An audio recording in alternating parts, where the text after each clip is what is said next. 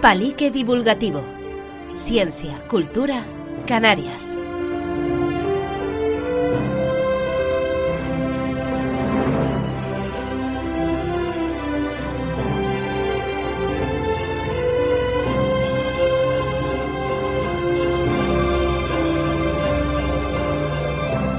Hola a todos y bienvenidos a un nuevo episodio de Palique Divulgativo. Bienvenidos al capítulo 152. Hoy toca tertulia para seguir conociendo la ciencia, la cultura, para seguir conociendo Canarias.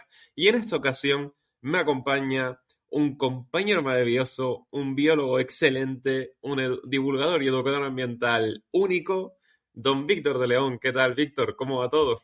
Pues me ha gustado mucho lo de único porque yo creo que sirve en cualquier contexto, que ya cada uno que se lo tome como le dé la gana, en plan. Bueno, él es único a su manera, es especial, como cuando te presentan, iba a decir a ese amigo feo que dices que es simpático, pero no me pasa porque para mí todo el mundo es guapísimo. Pero cuando ves una planta que no es tan bonita y tú dices, bueno, como últimamente, que me envían muchísimas fotos de vejeques y yo dentro de mi personaje de Capitán Vejeque tengo que responder de forma exaltada a todas diciendo que son increíbles, pero hay que reconocer que algunas fotos están un poco emborronadas. Saquen bien las fotos de los vejeques que se lo merecen todo. Pero, después de esta incontinencia verbal que acabo de soltar, yo te quiero preguntar a ti, don Daniel Prieto, físico rara avis y presentador de este podcast, ¿cómo estás tú? ¿Y qué es lo que está pasando hoy aquí? Porque hoy encima no estamos solos.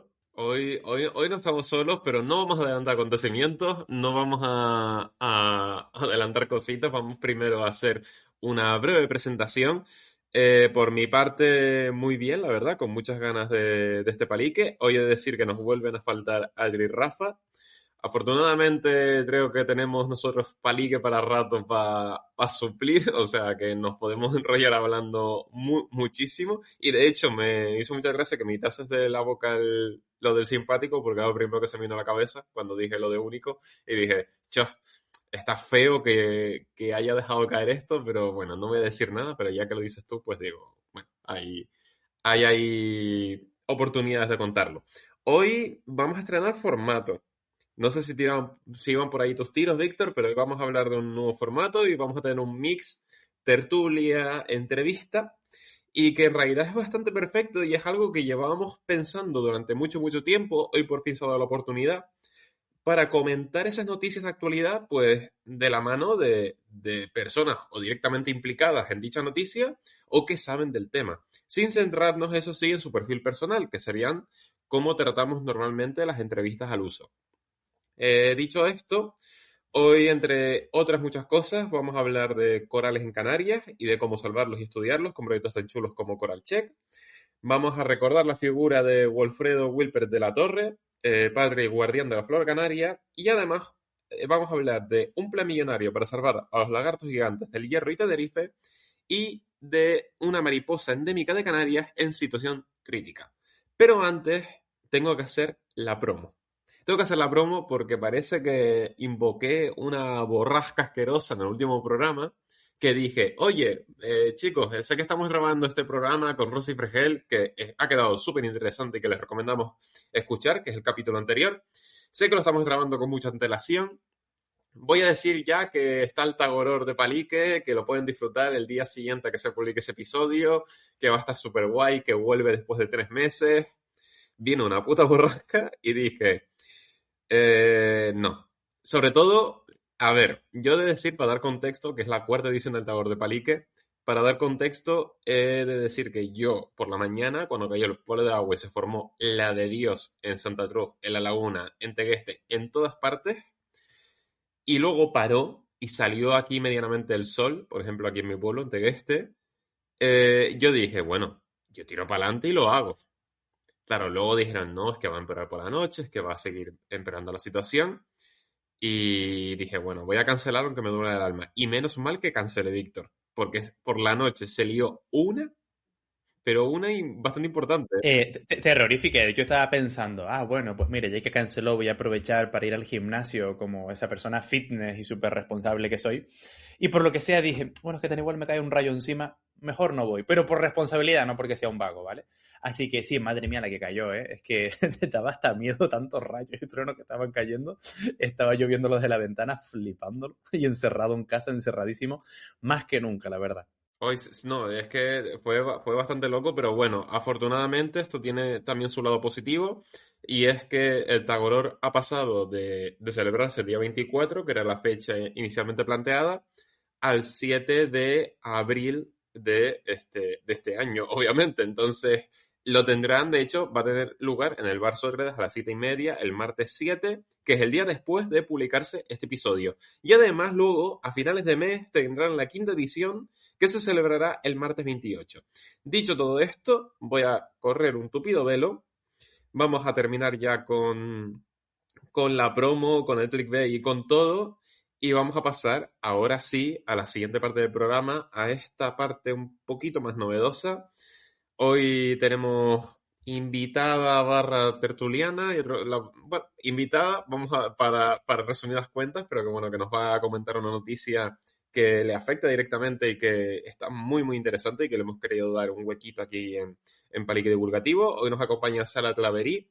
Ella es graduada en Ciencias Ambientales por la Universidad de Valencia, tiene el máster en Oceanografía y Gestión del Medio Marino en la Universidad de Barcelona.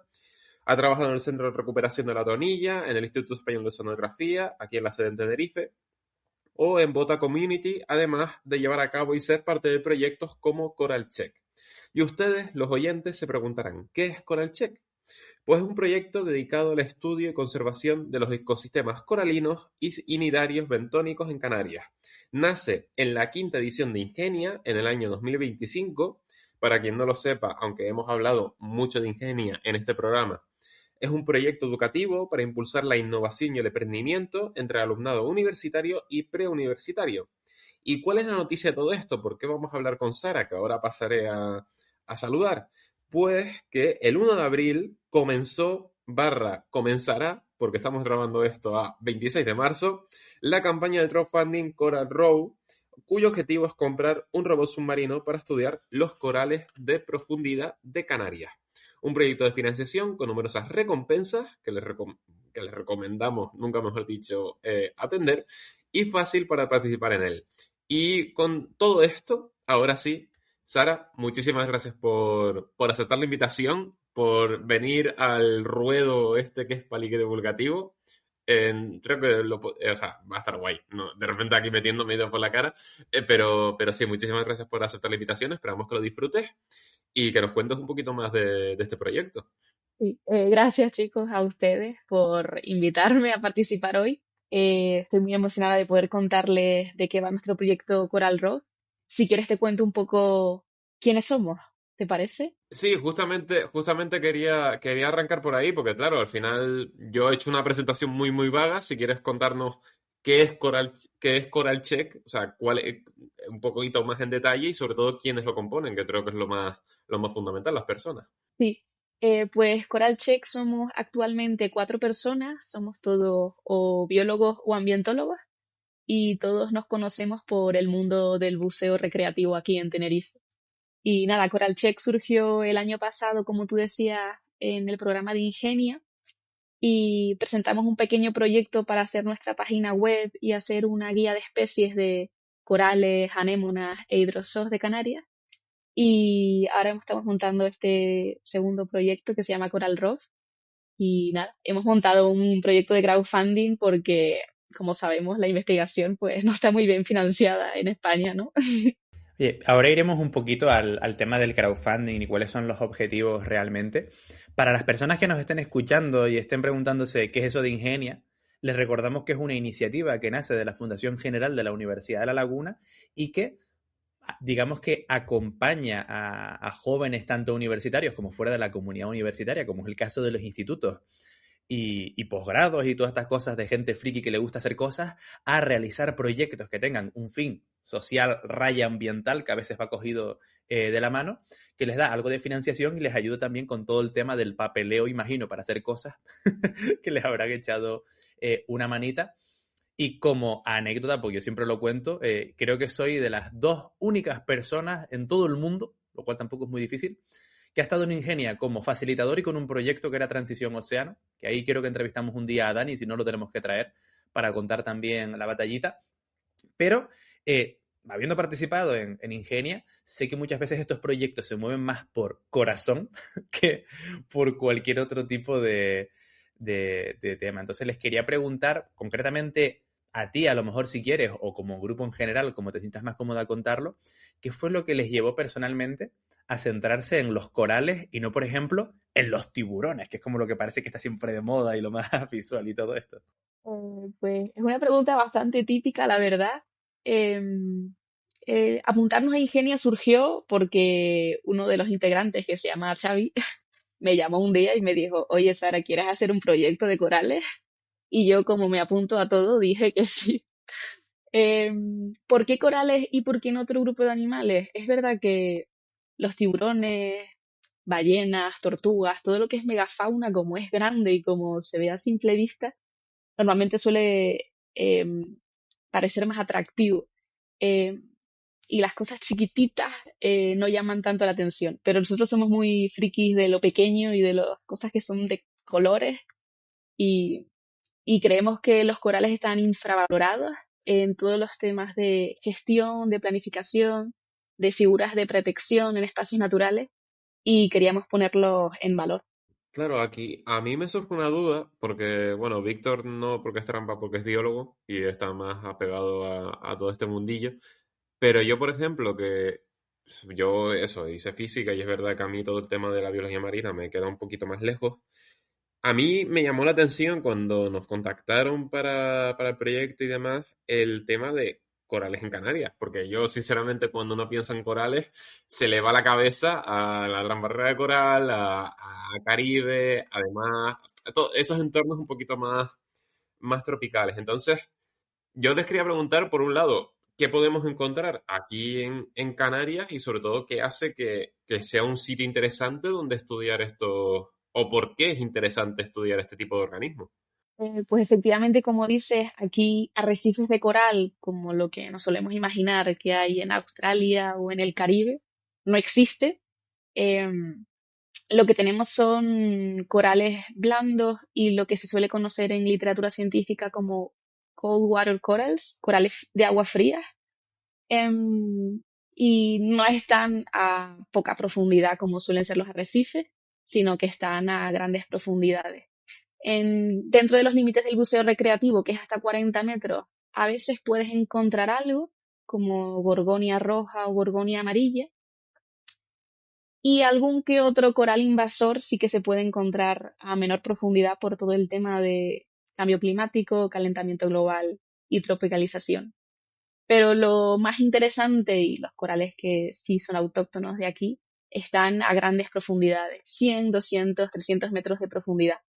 Y bueno, la dificultad del estudio de este grupo de animales es que es muy poco accesible porque ni siquiera puedes llegar con buceo.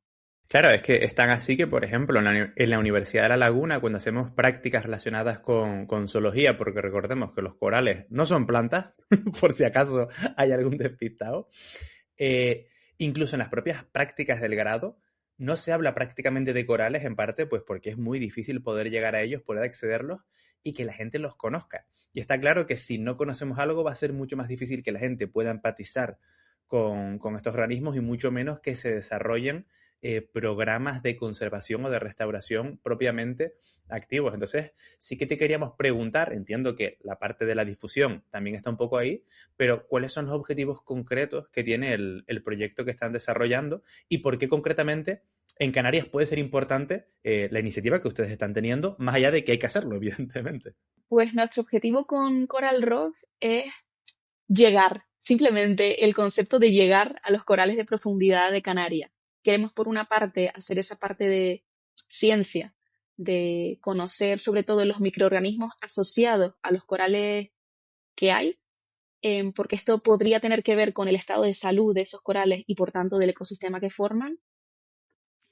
Y también el dar a conocer los corales en Canarias. Como tú bien dices, todo lo que no se conoce no se va a proteger eh, ni va a generar ningún interés. Entonces, lo que queremos es mostrar vídeos, mostrar fotos de los corales que tenemos en Canarias y así que la gente pues empiece a preocuparse o empiece a querer protegerlos y querer incluirlos en figuras de protección, por ejemplo. Y entonces, claro, porque cuando uno piensa en corales, aparte de pensar en países más tropicales, que es lo que dije antes,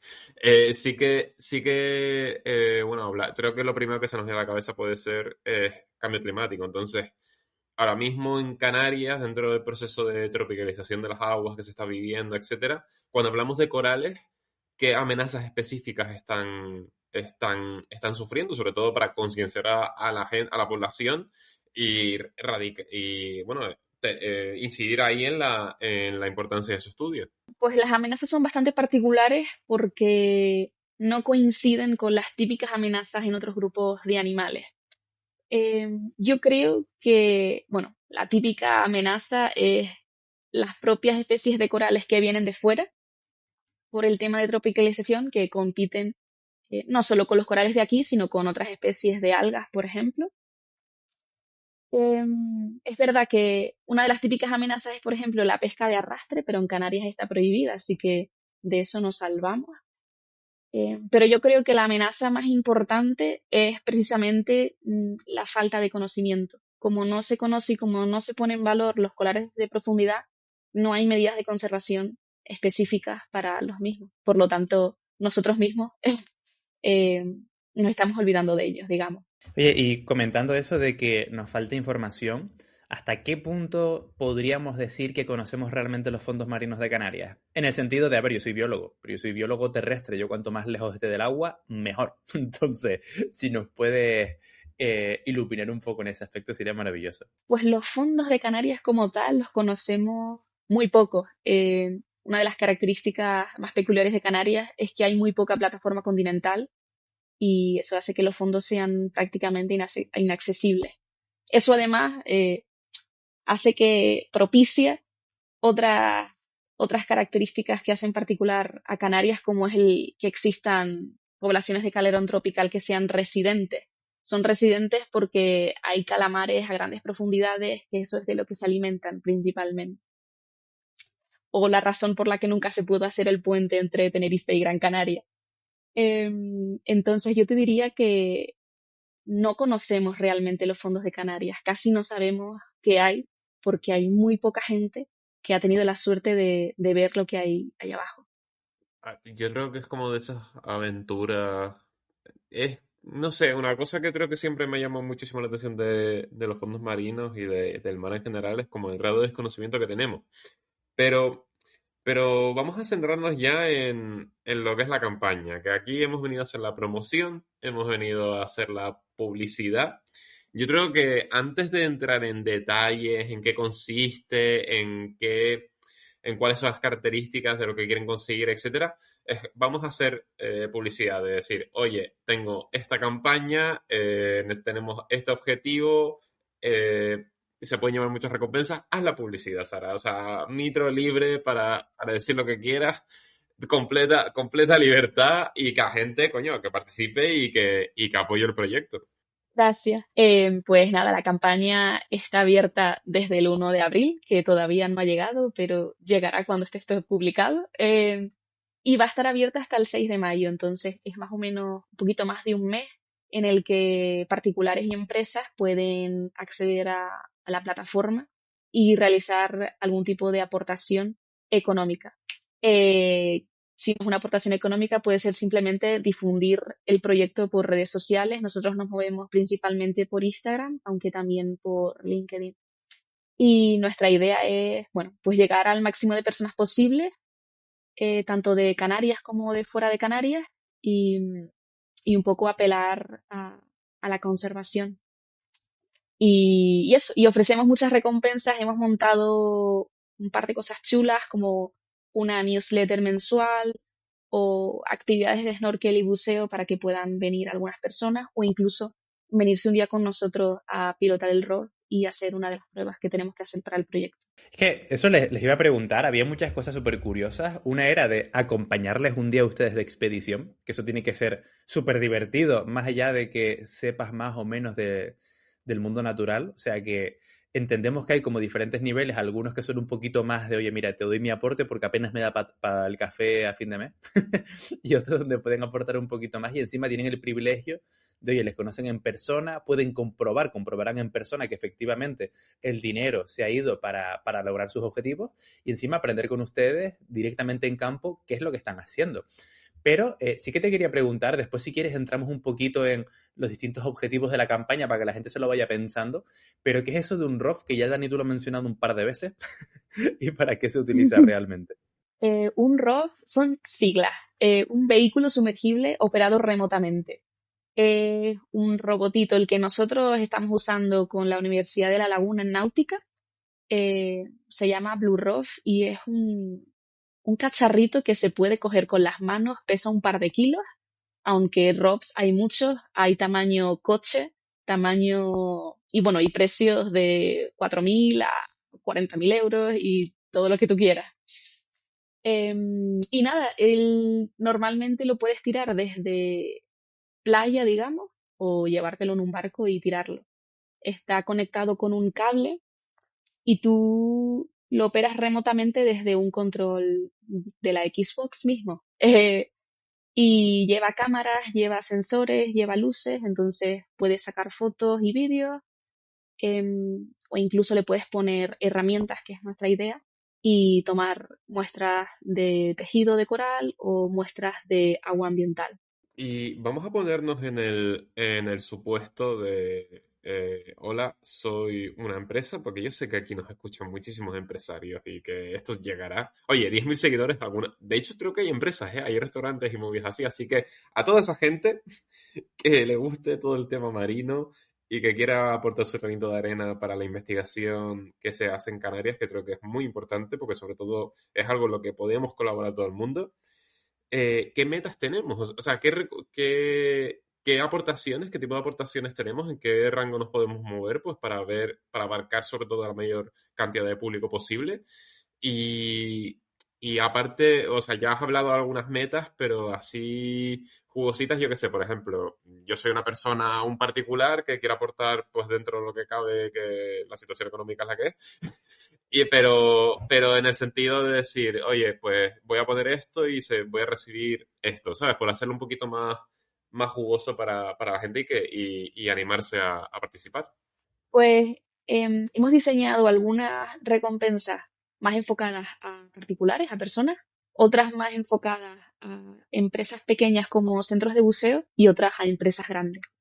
Las de particulares rondan desde 5 euros, que es suscribirte para este 2026 a nuestra newsletter, hasta 100 euros, que creo que es la que más alta tenemos de particulares, que es newsletter, adoptar un coral, venirte a un buceo, llevarte pegatinas del proyecto de Coral Check y acceder a una exposición que estamos preparando de fotos de corales, ir a verla y llevarte la fotografía que quieras. Y después, con los clubs de buceo, lo hemos enfocado más a darles visibilidad en nuestras redes sociales, a la empresa. Y además lo que decías de ir a pilotar el ROV o acompañarnos a una de las campañas que hagamos durante el proyecto. Ustedes están entonces ahí con el Terrenator subacuático. ¿Qué tipo de imágenes comentabas que iban a obtener e incluso que iban a hacer como pequeñas biopsias, ¿no? Como a obtener muestras. ¿Cómo funciona eso? ¿O exactamente qué es lo que ustedes quieren poder tomar con ese aparatito? Pues las imágenes se toman con las propias cámaras que vienen configuradas en el ROV y esperamos poder tomar imágenes de lo que se llaman bosques o deep forest en inglés en la literatura científica, de todo lo que hay abajo, que realmente es increíble. Nosotros tenemos fotos de algunos colaboradores que bucean a veces con nosotros y que nos pasan muchísimo material. Y yo solo he llegado a ver fotografías de hasta 70 metros, que son increíbles, pero tengo entendido que lo más guay está a mucha más profundidad, hasta 300 metros.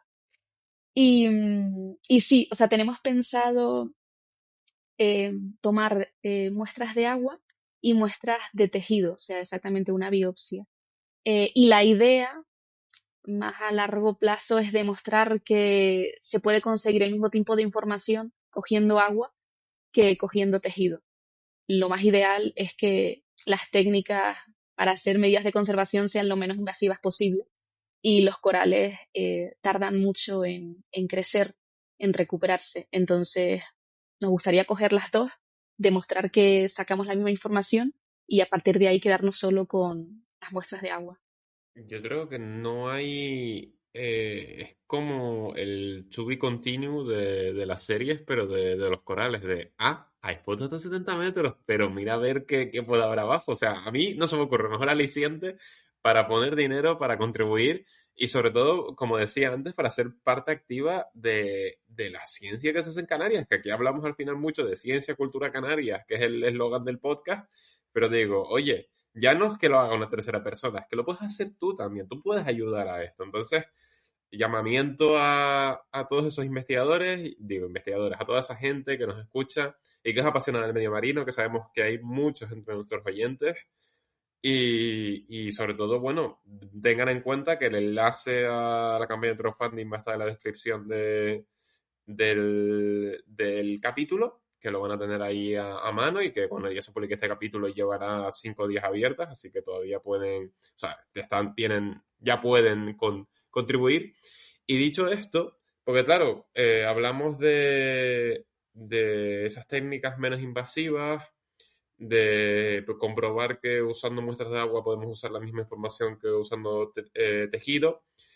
¿Han pensado en el supuesto de que ya, ok, imagínense, ya consiguen el ROT, siguen adelante, de hecho lo van a conseguir, siguen adelante, lo utilizan para las investigaciones y para los estudios que quieren realizar, plantean luego colaboraciones a lo mejor con otros centros de investigación, con otras instituciones, más allá de las propiamente lúdicas para los centros de buceo, sino a nivel de científico, es decir, ofrecer ese servicio de decir, oye, mira, tenemos este dispositivo, podemos echar una mano a diversos grupos de investigación que a lo mejor no cuentan con él.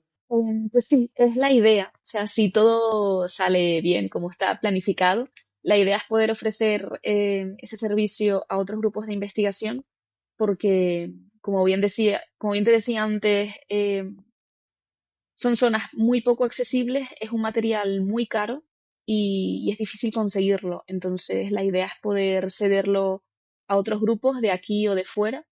Nosotros sabemos que, por ejemplo, en Cataluña, tanto la Universidad de Barcelona como el Instituto de Ciencias del Mar tiene grupos que están utilizando estas técnicas y precisamente el Blue Rock, ese mismo. Así que sí, nosotros estamos abiertos a colaborar en un futuro, cuando lo tengamos todo más asentado y hacer cosas nuevas, que no solo sea con un fin lúdico, sino con un fin científico. Oye, y te quería preguntar, Sara, porque todavía no sé si, si la asociación como tal está consolidada como tal, pero entiendo que Coral Check es una asociación sin ánimo de lucro, es una empresa, ese tipo de colaboraciones, la idea es que puedan hacerse un poco por hablar de transparencia también de toda la gente que quiera colaborar, que tenga toda la información delante. Sí, nosotros ahora mismo consolidados, no estamos consolidados como nada. Cuando entramos en Ingenia, nos dijeron que nos recomendaron que esperásemos para ver si nos hacíamos asociación sin ánimo de lucro o empresa, dependiendo de lo que pudiésemos ofrecer. Entonces, como todavía tenemos varios frentes abiertos y varios proyectos abiertos, estamos esperando a tener resultados y a decidir qué va a pasar con Coral Check. Es que al final esos proyectos, yo creo que también lo importante, ¿no, Víctor? Tú que a lo mejor estás más vinculado a Ingenia, es el hecho de que ha sido Coral Check, ahora hay otra campaña, ¿sabes? Como que se continúa moviendo, que creo que es lo bonito precisamente de estas cosas, que son ideas que están ahí, que tienen potencial y que lo único que hace falta es apoyo y apoyo tanto de particulares como sobre todo, que creo que es la parte importante, de empresas que son las que pueden aportar más y sobre todo revertir muchas ocasiones eso, bueno, ser parte también de la ciencia canaria, ¿no? Que al final es el cuidado del medio marino, son empresas que además disfrutan de ese medio marino y, joder, si a su vez pueden echar una mano en su conservación y en su estudio, pues creo que es lo más interesante. Así que si nos está escuchando alguien con esas características o conoce a alguien con esas características, pues por supuesto que le dé publicidad. Víctor, yo no sé si por ahí van un poco los planteamientos. Tú que eres experto en ingenio, en ambos sentidos. Wow. Bueno, menos mal, pensé que ibas a decir que era un experto empresario o algo así, ya me estaba ronchando todo. Sí, yo creo que, a ver, al final la idea es esa. Yo entiendo que ustedes han desarrollado este proyecto, que ya irán viendo un poco cómo lo consolidan, pero que también es importante que la gente sepa un poco, oye, ¿y quién es esta gente? ¿Qué es lo que está haciendo? ¿Es una empresa? ¿Es una asociación? ¿Por qué lo piden? ¿Cuál es su objetivo? Etcétera. Y que la gente con toda la información entienda en qué es lo que está contribuyendo. Y precisamente quería aprovechar para preguntarte, una persona que diga, oye, pues me parece un proyecto interesante, me gustaría saber más, pero no estoy todavía seguro si quiero o puedo aportar o no al proyecto. ¿Qué mensaje le darías a esta persona que todavía se está planteando si colaborar o no? Yo creo que apelaría a la parte de identidad canaria y a proteger toda la parte de biodiversidad. Yo creo que con otros grupos de animales como cetáceos, por ejemplo, esto se mueve mucho más porque llama muchísimo más la atención. Y, y yo creo que el mensaje es ese, es proteger lo nuestro. A ver, al final yo creo que también es lo fundamental. Yo creo que es un llamamiento bastante importante para esto. Y Sara, ya para terminar con la entrevista un poco, yo creo que va a ser un poco minutos de oro de los debates políticos. O sea, se siente un poco así, tal cual lo voy a presentar. No es el caso, pero sí que te quería preguntar porque al final cuando pensamos en este tipo de cosas, además están como en mucha profundidad, no nos afectan directamente, entre muchas comillas.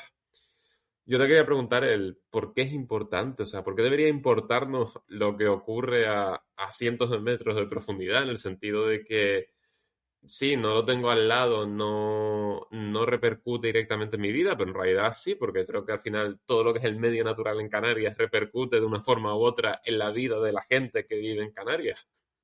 Pues sí, la verdad que viéndolo desde ese punto de vista salimos perdiendo porque como no lo ves, aunque te metes en la playa, no los vas a ver, pues como que no importa. Pero la realidad es que, bueno, debajo del agua y fuera del agua también, todos los ecosistemas están conectados y dependiendo del el estado de salud de unos ecosistemas va a depender el resto. Que existan bosques de coral no significa que solo estén los corales, hay muchos animales asociados a esos corales, así que nos debería importar porque tiene que ver con los ecosistemas que a lo mejor están a menos profundidad, porque es parte de nuestro territorio y, y sí, yo diría que esas son las dos razones más importantes. Maravilloso, Sara. Muchísimas gracias. Y mira, ya como para ir cerrando y que la gente ya se vaya con una sonrisa a su casa y que sepa al 100% qué es lo que necesitan y cómo los necesitan, te voy a hacer una pregunta doble que por un lado, si se puede decir que entiendo que eso es público, preguntarte cuánto dinero realmente necesitan. A ver si de repente tenemos a un filántropo millonario entre nuestros oyentes y dice 10 millones de euros, por supuesto, te mando un visum, ¿sabes? Cuánto necesitan para poder lograr este objetivo y una vez que lo logren, que lo van a lograr, cuál va a ser el siguiente paso, cuál va a ser el futuro de Coral Check. Pues nuestro objetivo actualmente son casi 17.000 euros y ese dinero se invertiría en comprar el ROV, configurarlo y desarrollar las herramientas para tomar esas muestras. Si tenemos eso, nuestro siguiente paso sería efectivamente tomar las muestras, o sea, montar unas campañas de salidas de campo y un diseño de laboratorio en el que coger muestras de varios sitios, por ejemplo, de Tenerife, eh, tomar muestras de agua, tomar muestras de tejido, eh, utilizar la técnica de metabarcoding, que es la que utilizamos, que es una técnica de genética, y ver cómo está el estado de salud. Y en base a eso, apelar a medidas de conservación. Pues yo creo que con esto ahora sí que sí podemos cerrar. Lo primero, creo que un llamamiento activo a todas esas personas que puedan aportar algo. Han visto ya durante la entrevista que hay desde metas muy simbólicas y que también aportan hasta cantidades más significativas, así que les animamos a ello. Sobre todo porque, por un lado, como hemos insistido ya mucho en este programa, pueden ser parte activa de lo que es la ciencia y la investigación y el cuidado de los corales en Canarias, y por el otro, porque el medio marino es de todos y todos podemos aportar nuestro granito de arena para cuidarlo. Dicho esto, darle las gracias al equipo de Coral Check, al equipo entero por habernos contactado para este ratito. Para nosotros ha sido un placer y de verdad consideramos que siempre es muy necesario darle voz a este tipo de iniciativas. Ojalá lo consigan, lo van a conseguir. Nosotros les apoyamos. Ustedes etiquétennos en todo lo que puedan, que le daremos la publicidad en redes, todo lo que podamos. Y Sara, en especial a ti por haberte enfrentado a nosotros dos. Que bueno, que no creo que no importemos tanto, o sea, que genial, pero de verdad ha sido muy interesante la intervención, ha estado fantástica. Creo que ha quedado todo muy clarito para que la gente pueda participar en ello. Y de verdad, muchísimas gracias por pasarte por aquí, por participar en el palique. A ustedes, me ha encantado. Qué guay, pues nosotros nos alegramos un montón. Y dicho todo esto, nos vamos a despedir ahora sí de Sara. Nosotros, mientras tanto, no se vayan, que continuamos con el programa porque, como adelantamos al principio, tenemos muchas cositas que contar y siendo un físico y un biólogo los aquí presentes, ¿de qué vamos a hablar? Pues de mucha biología.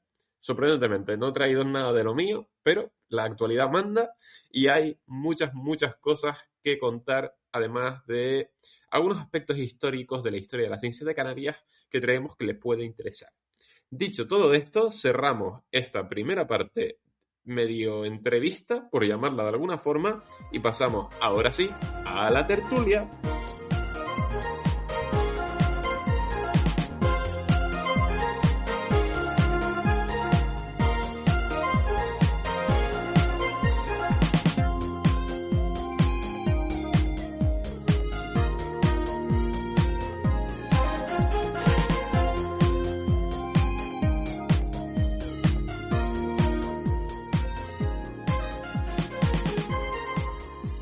Y después de esta entrevista, después de este ratito hablando con Sara y descubriendo el proyecto de Coral Check, vamos a continuar ahora contando esa ciencia, contando esa cultura, aunque hoy sobre todo contando esa ciencia de Canarias, de nuestras islas y de nuestro territorio. Y bueno, a modo de recordatorio, tal cual comentamos al principio del programa, hoy vamos a hablar de una personalidad importantísima para entender la botánica canaria, de un plan millonario para salvar a los lagartos gigantes del Hierro y de Tenerife, y de mariposas endémicas que están en situación crítica. Y para arrancar, para empezar esta tertulia, que también les comento que va a ser seguramente más breve de lo habitual, aunque lo mismo dijimos la semana pasada y se nos fue a las 2 horitas charlando con Rosy, pero en esta ocasión, como solo somos 2 para la tertulia y solo somos 2 para comentar estas noticias de actualidad, pues es probable que quede un poquito más cortito de lo que toca, pero no se preocupen que el próximo mes tendrá sorpresas y seguramente episodio adicional, aunque no adelantemos acontecimientos. Para empezar, quería arrancar yo con una noticia. Hace dos programas, en la última tertulia, hablábamos desgraciadamente del fallecimiento de Emilio Cuevas, referente de la ciencia atmosférica de Canarias, y hoy, que parece que vamos a fallecimiento por programa, la verdad es que es una racha chunga. Hoy, desgraciadamente, tenemos que hablar del fallecimiento de Wilfredo Wilpret de la Torre, el guardián de la flora canaria. ¿Quién es esta persona? ¿Quién es este señor? Para aquellos que no lo conozcan, aunque creo que si estás un poco metido en el mundo del activismo y en el mundo de la biología y de la ciencia en Canarias, es difícil que no conozcas a esta gran personalidad. Pues bueno, para aquellos que no lo ubican, que no lo tienen en mente, Wilfredo Wilpret de la Torre falleció el 13 de marzo a los 92 años de edad y nació el 16 de septiembre de 1933 en Santa Cruz de Tenerife. Su pasión por la naturaleza le caracterizó desde muy joven, porque de hecho con 16 años era ayudante de Erik Ragnar Sventenius, personalidad de la que hemos hablado también aquí en este podcast, y además fundador del Jardín Botánico Viera y Clavijo en Gran Canaria. Aunque, fundador es Ventenius, ¿vale? Porque Wilfred era su ayudante, que solo tenía 16 años, y fue su ayudante en el Jardín Botánico de la Orotava, es decir, el que está ubicado en el puerto de La Troja. Además, fue uno de los fundadores de la sección de Biología de la Universidad de La Laguna y de la asignatura de Flora y Vegetación Canaria, además de catedrático de Botánica. Yo creo que tenía un perfil bastante chulo. Fue socio fundador y primer presidente de ATAN, Asociación de Tinerfeños de Amigos de la Naturaleza, firme activista en la lucha contra cualquier atentado que afectara al medio natural canario. Su labor como científico, como investigador, ha sido reconocida con numerosas distinciones y premios, como el Premio César Manrique de Medio Ambiente del Gobierno de Canarias en 1998, el nombrado doctor honoris causa en Ciencias Naturales por la Universidad de Hannover en el 2003, recibió el Premio Canarias de Investigación en 2011 y el Teide de Oro concedido por Radio Club Tenerife Cadena Ser en 2014. Además de dejarnos un legado indirecto con el descubrimiento de nuevas especies vegetales como la Sonchus wilpreti, Trambe wilpreti o Lismachia wilpreti. Descubrimientos de otros investigadores, pero que eran conscientes de la importancia del trabajo de Wilfredo Wilpret de la Torre, el guardián de la flora canaria. Yo, sinceramente, tenía ubicado a este señor, tenía ubicada la biografía de este personaje, pero no tenía para nada ubicado el pedazo legado científico que aportó durante su etapa laboral y durante su jubilación también, porque vi que no paró a pesar de ya peinar canas, y ha sido todo un descubrimiento. Desgraciadamente lo he descubierto muy tarde, pero la personalidad de Wilfredo, alucinante. Sí, además que era un señor que siempre ha tenido muchísima energía. O sea, yo le conocí personalmente, tuve la suerte incluso de acudir a algunas prácticas con él, gracias en parte a que también su mujer también es ahora no recuerdo si es catedrática también, pero de la Facultad de Biología, que es Victoria Eugenia Martín Osorio, si no recuerdo mal, y se venía a alguna excursión con nosotros y eso siempre animaba a todo el mundo porque ese señor era tan jovial y tenía tanta energía que eras incapaz de ni mirar la edad que tenía realmente. Un señor que nació en el 33 y que era el primero que se tiraba para el piso para ver una planta, para ver y no sé qué, cada vez que teníamos una salida de campo. Y yo estaba ahí levantando una ceja cuando decías lo de los descubrimientos y todos los Wilpreti, en plan de, no, que eso no lo hizo él. Porque él, me acuerdo una vez que nos reconoció un poco con apuro, que le daba hasta un poco de cosa que la gente pensase que él había descubierto esas especies porque el epíteto específico que llevaban esos géneros era el Wilpreti, era su apellido, y eran especies que les habían dedicado.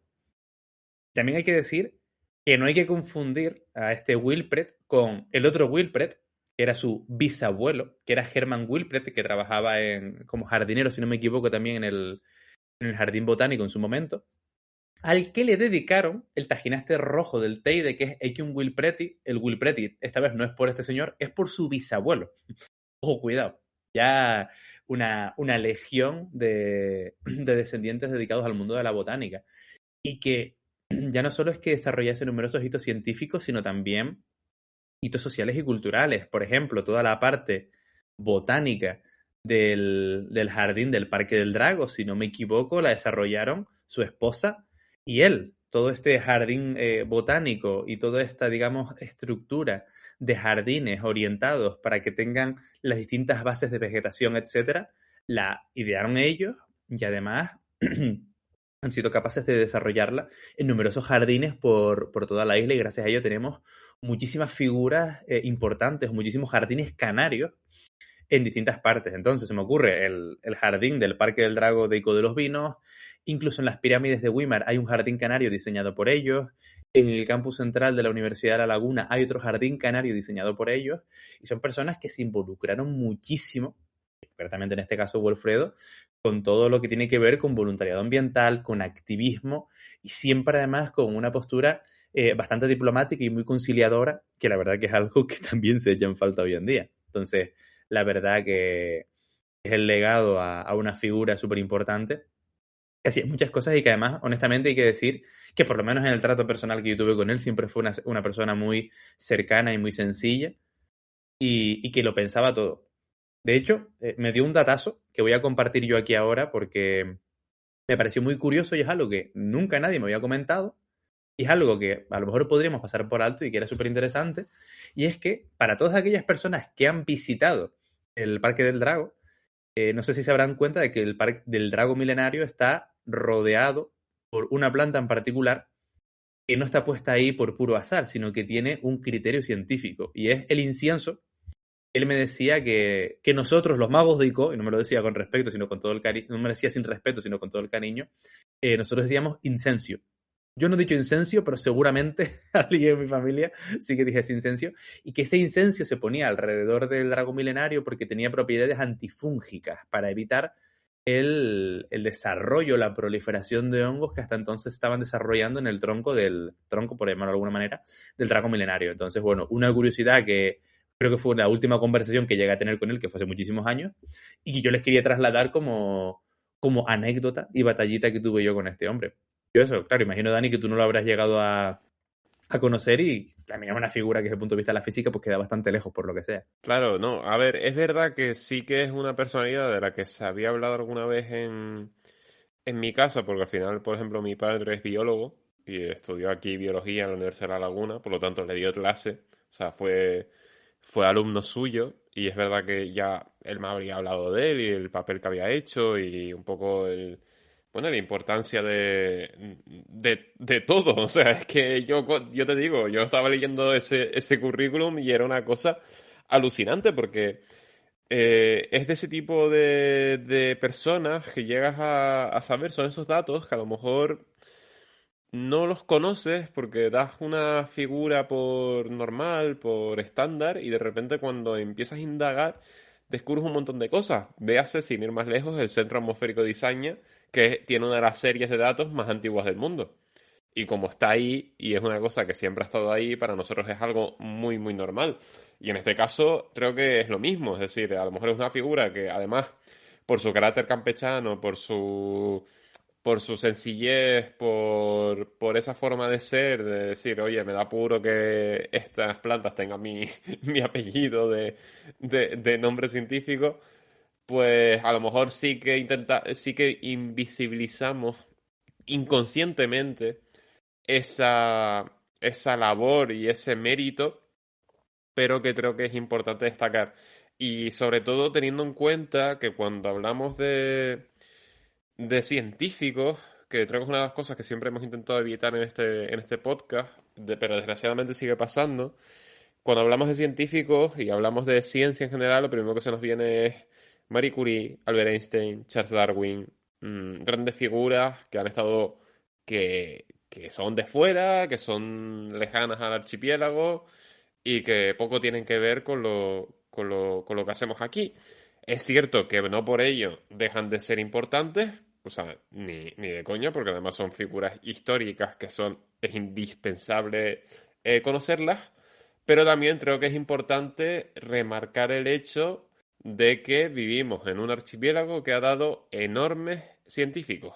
Sobre todo, aquellos científicos que creo que son más importantes destacar para las nuevas generaciones son o los contemporáneos o gente que sea muy, muy reciente, porque no llega de la misma forma un mensaje de la importancia de la ciencia, del cuidado del medio o del cuidado de la investigación en general a un pibe, si le dices que, yo qué sé, viera el clavijo, que pues todo su etapa bueno, todos sus trabajos acerca de la historia de Canarias, etcétera, que no, obviamente son importantes, pero no es lo mismo que si pues le comentas pues una personalidad del estilo como puede ser precisamente Wolfredo, que es una cosa mucho más reciente y que incluso les puede sonar mucho más cercano y el efecto emocional creo que es mayor.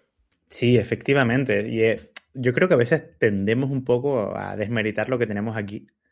Muchas veces por desconocimiento, simplemente porque no sabemos lo que se ha hecho, porque a lo mejor consideramos que las contribuciones a la ciencia local no son tan espectaculares como pues figuras internacionales, pero bueno, evidentemente eso va a pasar siempre, hablemos de quien hablemos.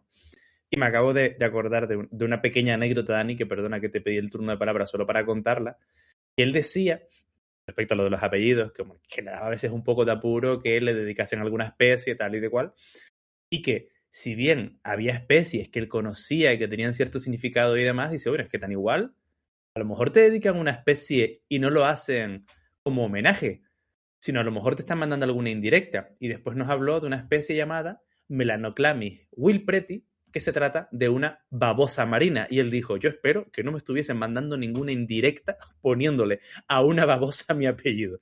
O sea que el señor tenía bastante humor y se lo tomaba así todo bastante bien y demás. Yo estoy bastante seguro de que fue un homenaje y de que no era ningún tipo de ataque ni ningún tipo de insulto. O sea que bueno, el señor estaba en todas y también con un humor y un saber estar encomiable. Es que tú imagínate, primera especie que descubres, no sabes en tu carrera investigadora si vas a descubrir otra especie y dices, pues quiero hacerle un homenaje a esta persona que para mí ha significado tanto, pero te toca descubrir una babosa, pues dices tú, espero que no se lo tome mal. Total. Y, bueno, esto no tiene nada que ver, pero pequeño dato, precisamente estos descubridores, yo creo que seguramente son dos descubridores de babosas, precisamente, concretamente, que son, los apellidos eran Moro y Bacallado, no me acuerdo de los nombres, creo que uno falleció hace poco además. En mi cabeza tienen el récord de algunos de los mayores descubridores de especies de Canarias recientes, porque creo que en 2023, cuando les seguía la pista, habían descubierto solo ese año 43 especies de babosas o algo así. O a lo mejor a lo largo de su carrera, creo que era a lo largo de su carrera, perdón. O sea que estos señores le han metido felpa al tema de descubrir especies. A lo mejor la primera fue Melanoclamis wilpreti.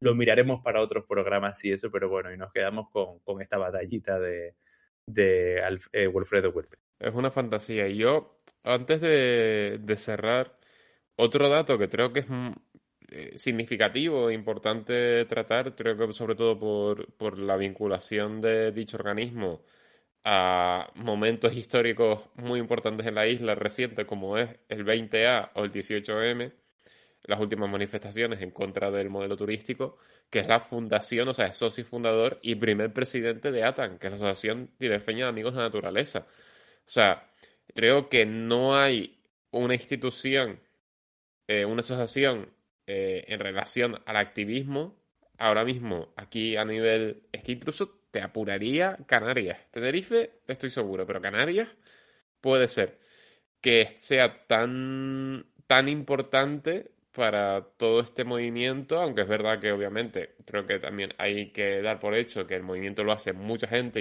y mucha gente aporta y mucha gente lucha por proteger el territorio, pero es verdad que ATAN al final es un nombre grande, un nombre importante y creo que es síntoma del amor y del cariño a una tierra y a una naturaleza que en este caso le vio nacer, si hablamos de Wilfredo. Sí, efectivamente, al final ATAN, que hoy en día a lo mejor la gente que estamos un poco en Instagram sobre todo los tenemos muy vistos, es una asociación que no se crean ustedes tampoco que es una super asociación gigantesca, una empresa ni nada por el estilo, es una asociación que tenía únicamente fines ecologistas, sin ánimo de lucro, etcétera, que ha estado dando el callo desde entonces y que se ha ido renovando y que este hombre también ha sabido dar un paso a un lado para que entren las nuevas generaciones. Entonces yo creo que eso también habla bastante bien de él y ATAN a día de hoy sigue siendo un referente de activismo en Tenerife, por lo menos, hay que decirlo. O sea que, bueno, ahí queda su legado ya no solo académico, sino también social y un señor que estuvo metido en todas partes. Sin duda, sin duda. Y de hecho, yo creo que incluso tendría alguna relación. Es verdad que era botánico y no era zoólogo, pero es que al final la biología en Canarias es un conjunto, es un intercambio de sinergias, es algo mucho, mucho más complejo. Y vamos a pasar de uno de sus pedacitos a otro de sus pedacitos, que es un plan millonario. Yo no sé cómo has planteado esto, Víctor, porque las dos noticias las vas a tratar tú. No sé si vamos a ir primero a los lagartos y luego a la mariposa, si luego vamos a ir a la mariposa y luego a los lagartos, o si vamos a hacer todo un compendio de salvar al borde de la muerte a distintas especies. Porque yo creo que a mí, yo cuando leía el titular ese de plan millonario, digo, ¿plan millonario para qué? ¿Qué nos puedes contar, Víctor? Ya, a ver, ya de entrada tengo que decir que, joder, la verdad que el titular también se las trae. Plan millonario, yo creo que también es una forma un poco de quedar bien. De, ostras, están dedicando millones de euros a esto, lo cual está bien y es correcto, ¿no? Pero bueno, ahora vamos un poco a ir desmenuzando. Para empezar, Dani, yo te quiero hacer una pregunta. Examen de biología sorpresa. A ver si ubicas más o menos cuántas especies de lagartos tenemos en Canarias. No te preocupes si te equivocas, esto es para aprender. Te prometo que tiene sentido, ¿vale? Tío, no me hagas preguntas de biología que siempre me pillas y... Especies, número de especies. No te digo los nombres, sino más o menos. ¿5? 5, pues mira, para que te hagas una idea, prácticamente tenemos una especie de lagarto por isla, para empezar. Uy, O sea casi. que, Es que casi. mira, lo estaba pensando, tío, pero dije, es que me suena que eran menos. Claro, no. Pero Es no que, sé si hay islas, entiendo que hay islas con varias especies, ¿no? claro, hay islas como Fuerteventura y Lanzarote que comparten la misma. Hay islas como Gran Canaria que solo tiene una. Pero después hay islas como Tenerife que tenían 3. Ahora solo tienen 2. Entonces, ¿por qué matizo esto? Porque a lo largo de la evolución de las islas, digamos que ha habido, entre muchísimas comillas y muy resumido y muy mal y muy rápido, 2 linajes de lagartos. Ya no te digo reptiles, solo de lagartos.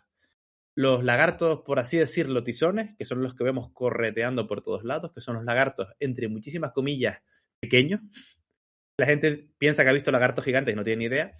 Y después están los lagartos gigantes, que son los lagartos realmente gigantes, que además de compartir entre ellos, que son bastante grandes, tienen una serie de características genéticas y que se puede ver sobre todo en su dentadura comunes.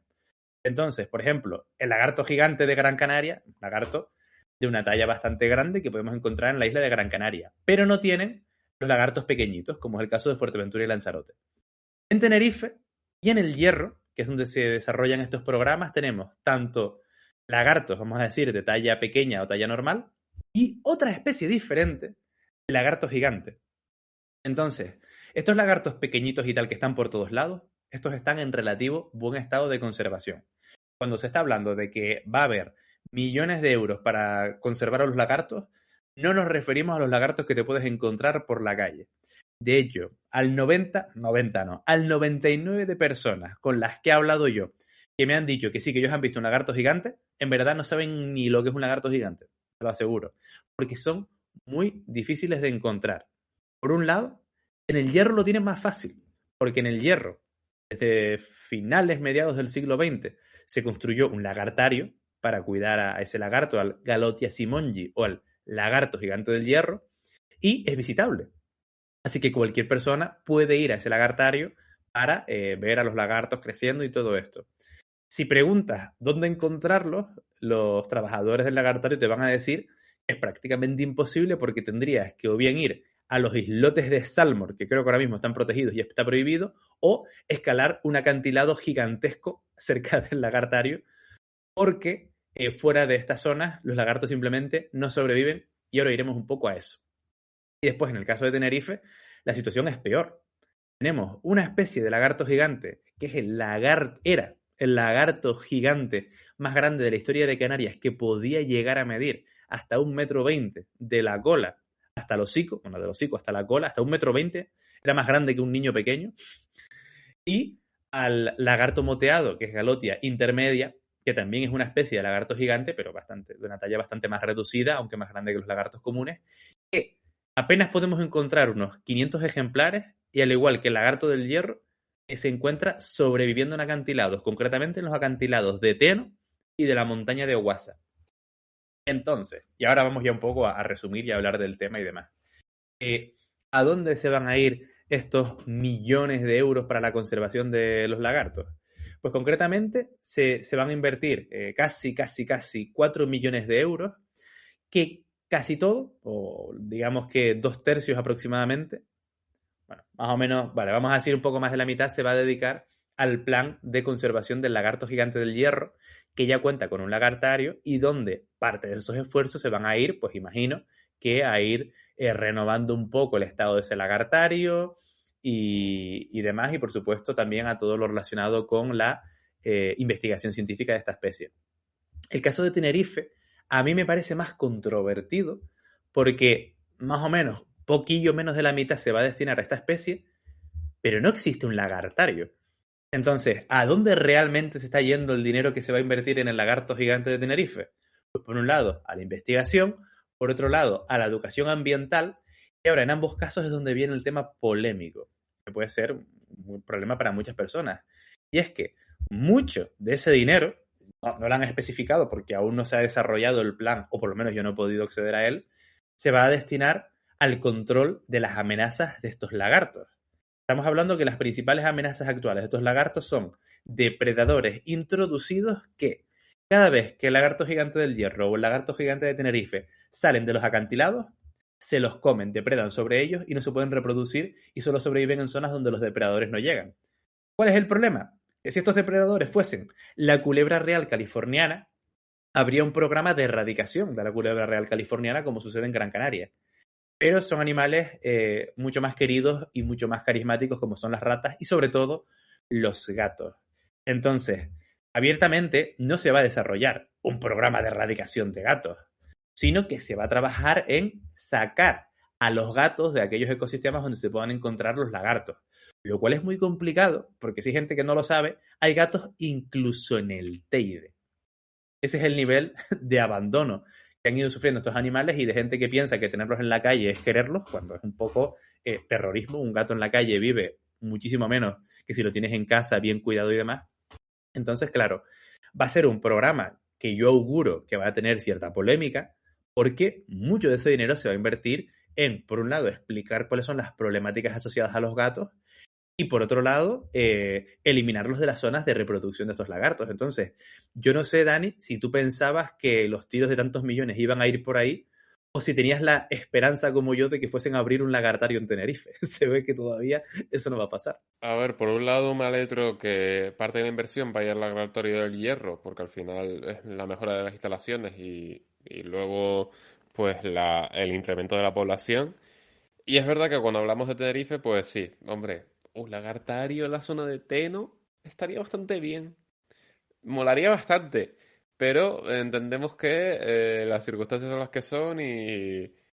Bueno, en realidad no lo entiendo. O sea, el lagartario lo podrían montar perfectamente, independientemente de que haya gatos o no, porque al final es un recinto cerrado y creo que nadie se quejaría. O sea, creo que es una propuesta muy bien recibida. Es verdad que a lo mejor sería destinar demasiado dinero y dejarías un poco desfavorecido a aquellos que actualmente viven en libertad en esas zonas donde los gatos no tienen acceso, pero sí que es una iniciativa que incluso te puede repercutir a favor, porque ahora mismo es lo que te digo, lo que estabas comentando ahora, si tú me dices lagarto gigante de Tenerife, pues yo me quedo igual, o sea, digo, pues creo que no he visto ninguno en mi vida, creo que voy a morir sin verlo y todo el rollo. Es verdad que tampoco he visto los del Hierro, pero los del Hierro por lo menos tengo la posibilidad de ir al sitio, al lagartario y verlos y decir, hostia, qué chulo este animal, ¿sabes? O sea, qué guay que se estén haciendo cosas para intentar recuperarlo.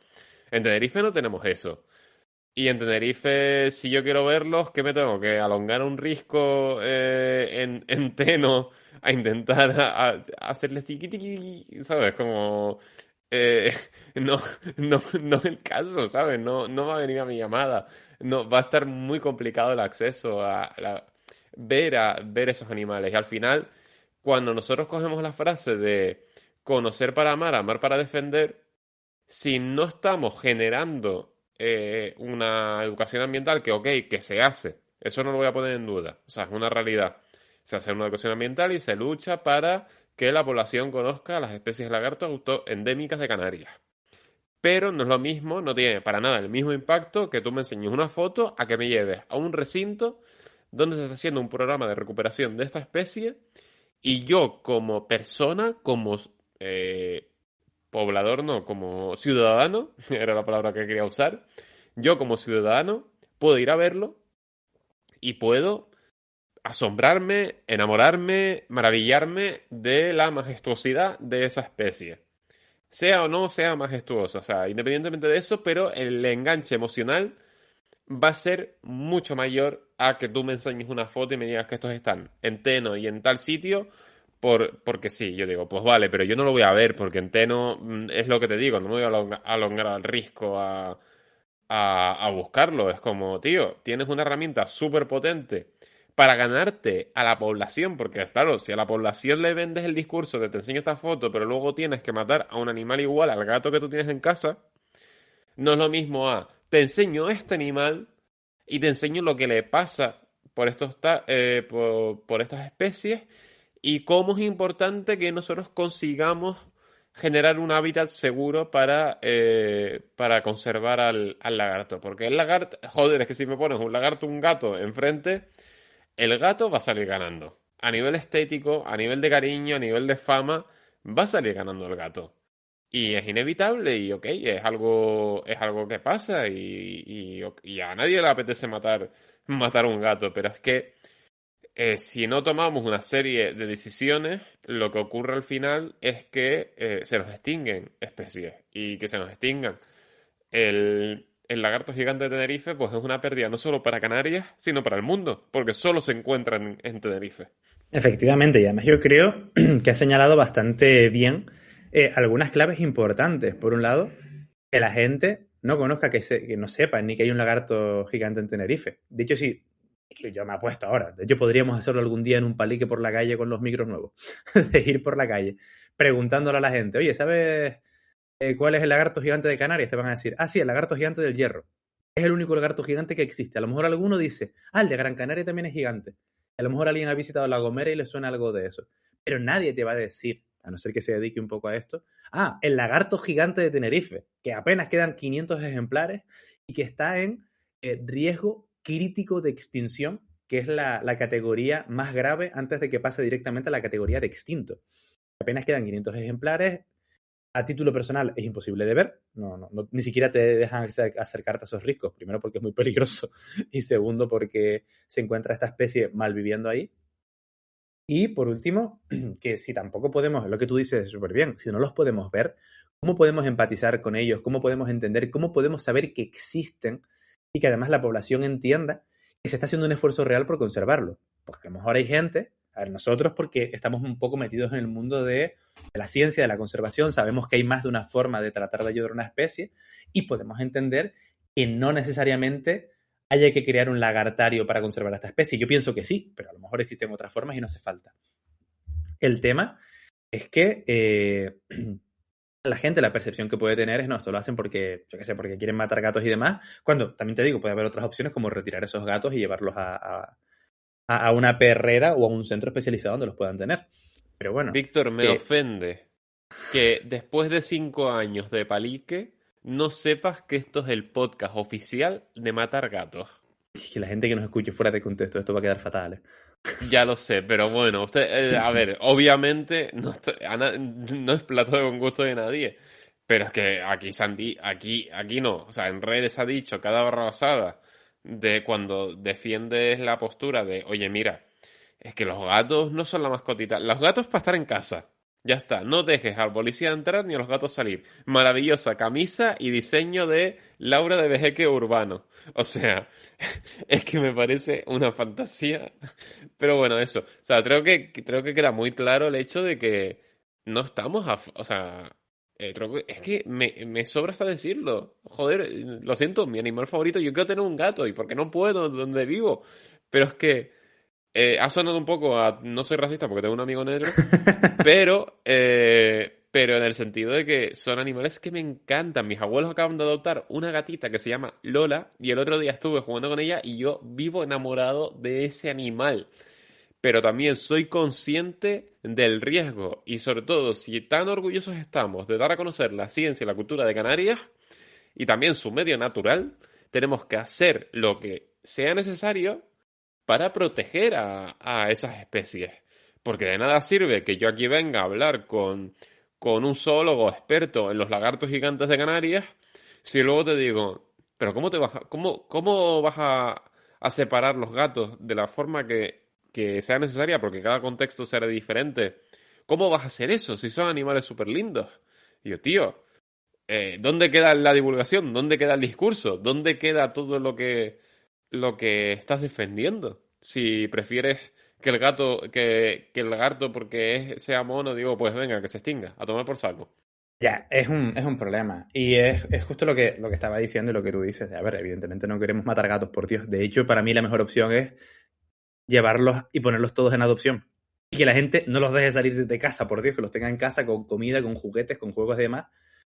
Siempre está el típico que dice, no, pues mi gato sale y de vez en cuando me trae un pájaro y ya está. Y es como, bueno, pues enhorabuena, tu gato está matando animales porque tú eres tonto. ¿Qué quieres que te diga, chico o chica?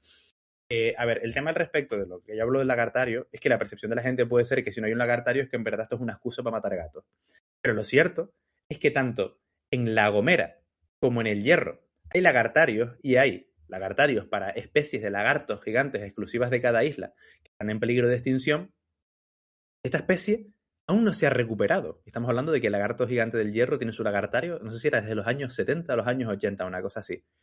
Pero no es que no se haya recuperado porque no se estén criando lagartos, porque se nos hace fatal criar lagartos. Que te digo yo que ha habido una gran mejora. Había mucho margen de mejora y poco a poco ha ido avanzando eso.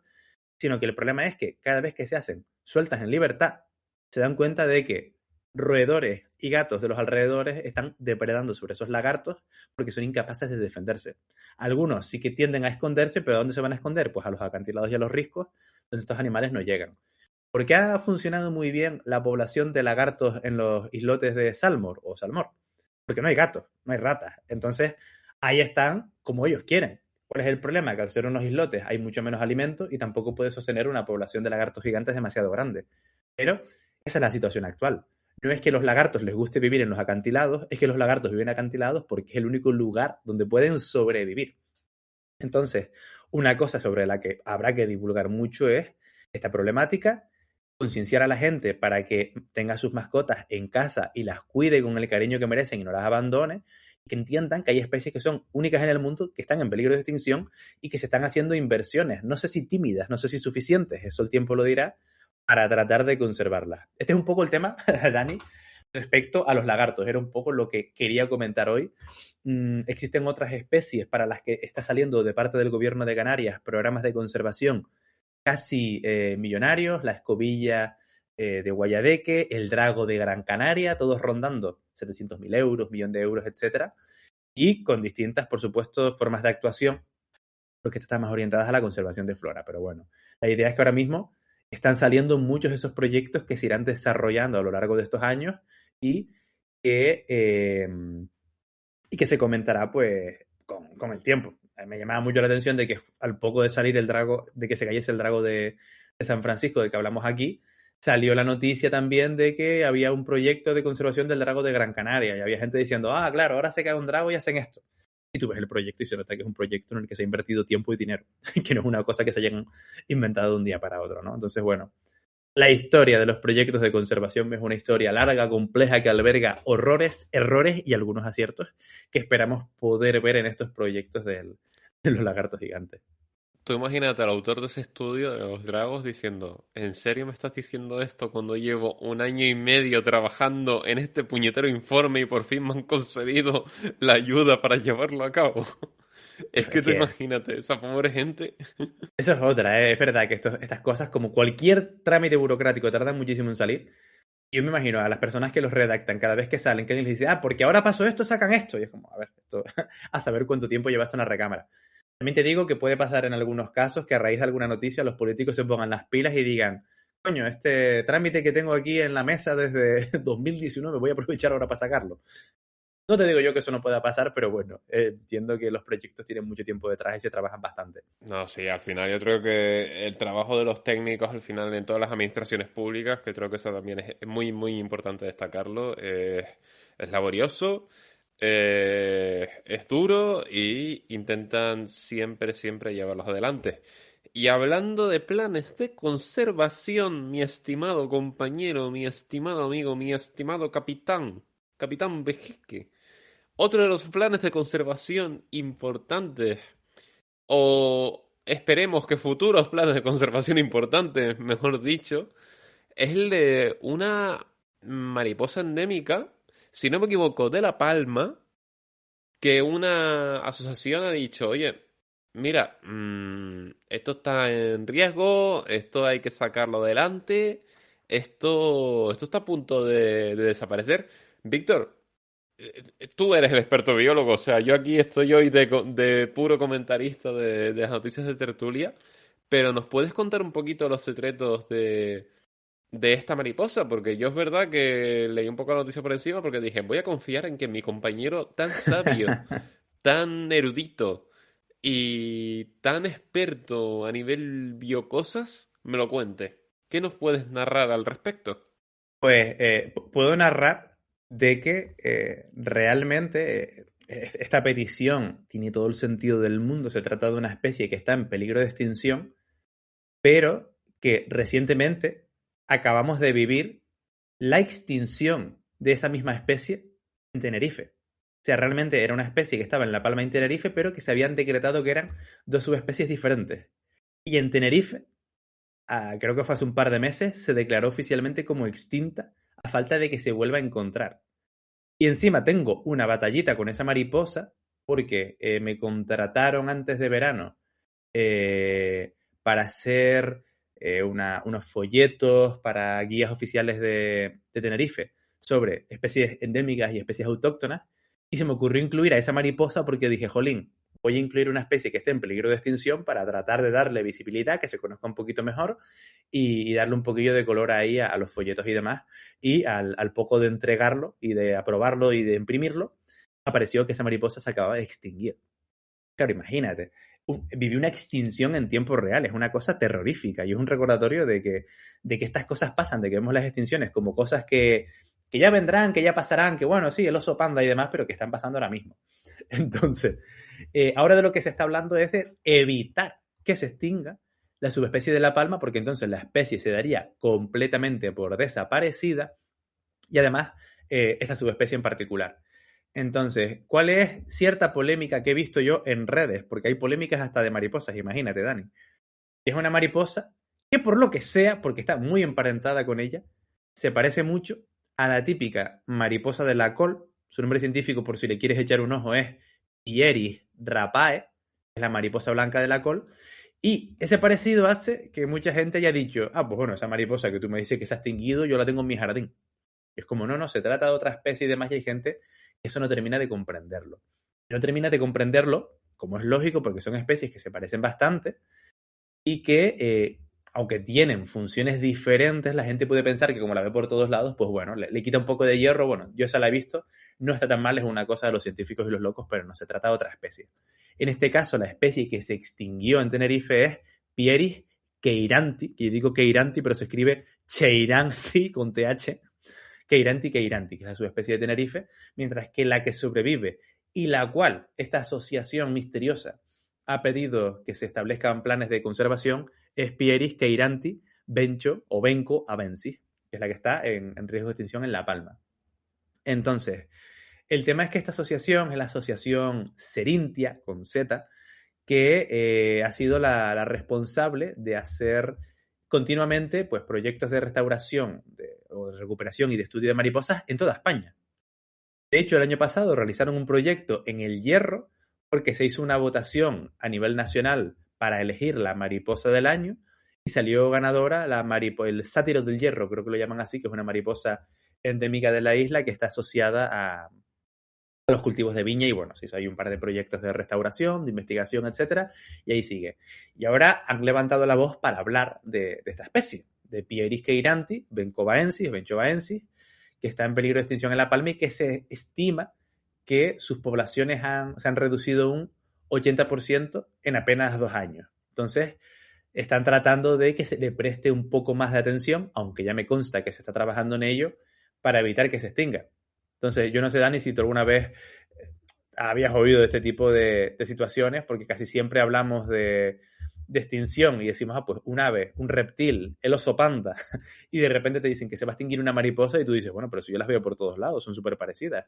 No sé si alguna vez te había llegado algo por el estilo. Hombre, tan específico, no, la verdad, pero es verdad que creo que también quizás es uno de los géneros donde menos información tenemos de especies, porque como al final, a primera vista, lejano, porque está ahí, lo primero que se nos puede venir a la cabeza es que la única variación en el tipo de especies y demás es el color de las alas y su forma.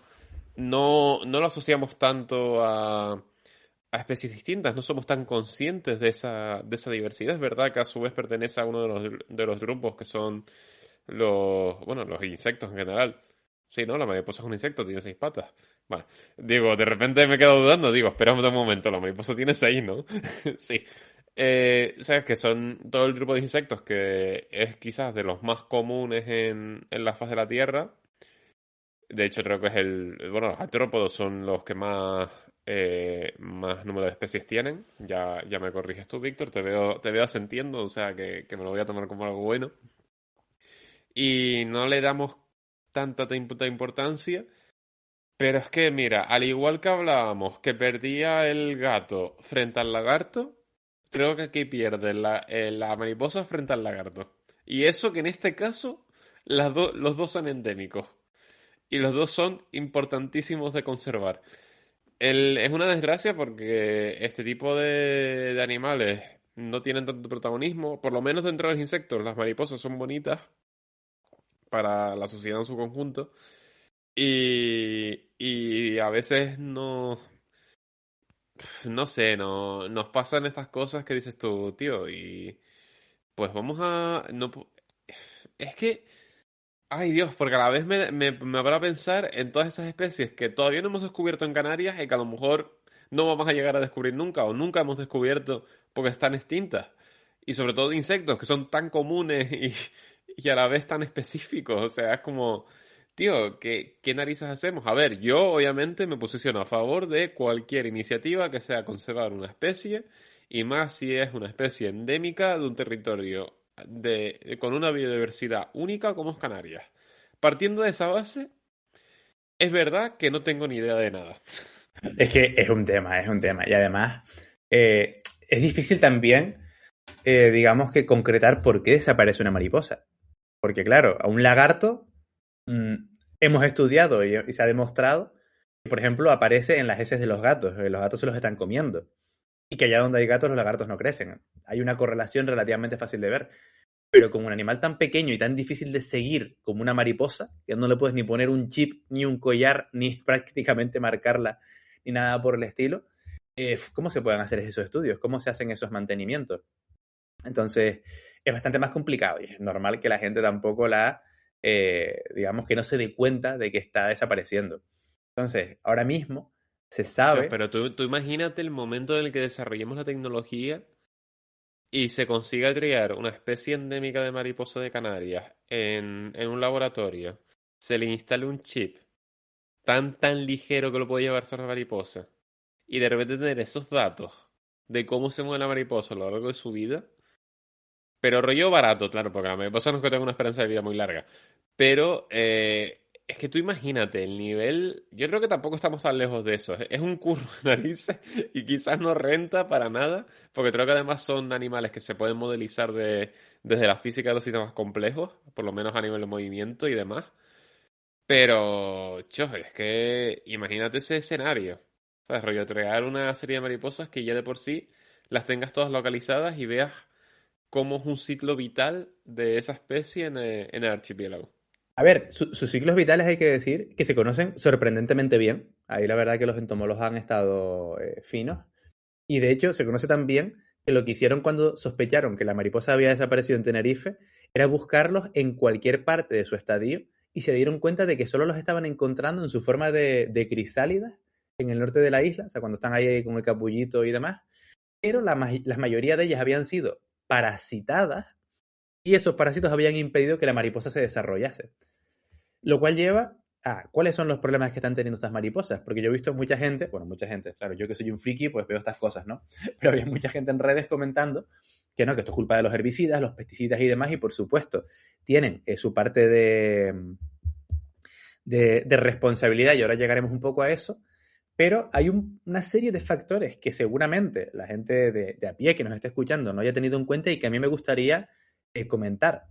Y uno es el desarrollo de una planta invasora que, ojo, cuidado, beneficia a la mariposa, pero a su vez la expone.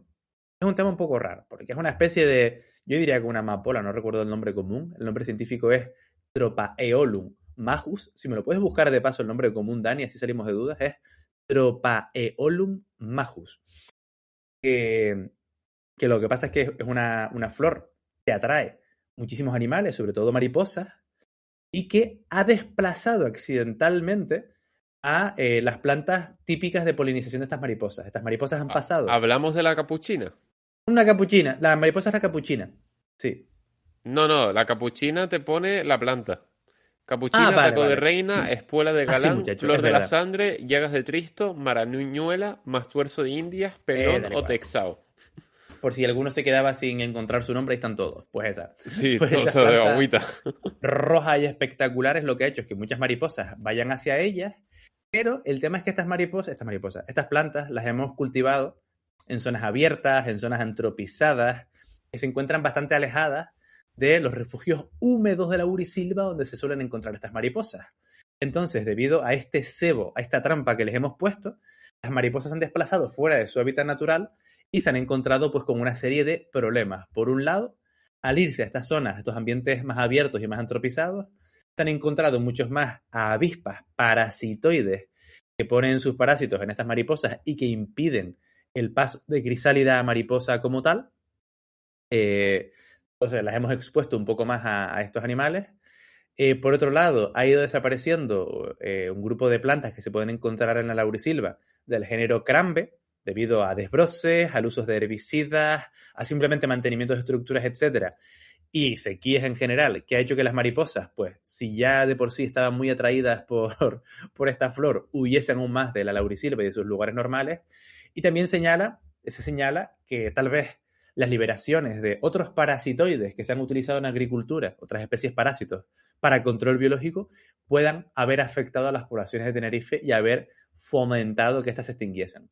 Entonces, como siempre, no existen respuestas sencillas a problemas complejos. Su extinción se ve que tiene muchísimas vertientes y el caso de La Palma va un poco en ese sentido, va un poco en esa línea. Entonces, seguramente las líneas de conservación vayan a erradicar esta flora invasora, a restaurar las especies de la laurisilva que atraen a estas a estas mariposas, perdón, y de alguna forma tratar de luchar con estos organismos parasitoides, con estas avispas, creo que eran, que puedan estar parasitando a estas mariposas, aunque es algo bastante complejo. No son animales grandes, es muy difícil de seguir y es una de las principales, digamos, crisis de biodiversidad que tenemos actualmente en las islas, que es el seguimiento de esta mariposa. La verdad que es una aventura súper compleja, que tiene vertientes que yo a priori no me esperaría. Yo estaba pensando que estos son los herbicidas y poco más. Y nos encontramos con un mundo de parásitos, flores introducidas, desbroces de especies autóctonas bastante complejo y que explican el porqué del declive de esta mariposa y cuyo camino la mariposa de La Palma también está siguiendo. ¿No te parece llamativo el hecho de que quizás le estamos dando muy poca importancia porque como no afecta directamente al ser humano, no es lo mismo? Es que estaba pensando justamente mientras estaba hablando de extinción y desaparición de especies y protección a su vez de ciertos tipos de organismos, estaba pensando en el caso de las abejas. Las abejas es una especie cuya extinción tiene mucha fama. O sea, no es que se hayan no es que se hayan extinguido, sino en el sentido de que en el caso de que se extingan, la humanidad se morirá porque ya no habrá nadie que polinice las flores y no sé qué. Que es una putada y que obviamente son un factor importante en cualquier ecosistema. Sí. Que no son el único insecto que poliniza las flores. También. Y creo que ahí quizás incluso hemos recibido como la parte contraria, porque mientras las abejas acaparan toda la atención, absolutamente toda la atención, el resto de insectos polinizadores dicen, ah, bueno, si me muero yo, pues descanso, ¿sabes? O sea, ¿dónde queda la preocupación también por todos esos insectos que de una forma u otra nos permiten sobrevivir?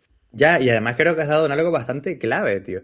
Porque además siempre hablamos de que se extinguen los polinizadores con lo que tú dices, se extinguen las abejas, pero es que encima no es las abejas en general, sino concretamente las abejas de la miel.